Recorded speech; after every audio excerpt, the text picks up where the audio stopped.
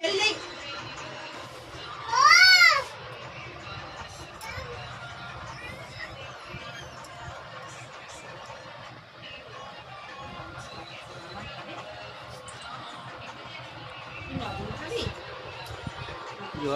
আজকের যে ভোগ অতীব দুর্লভ।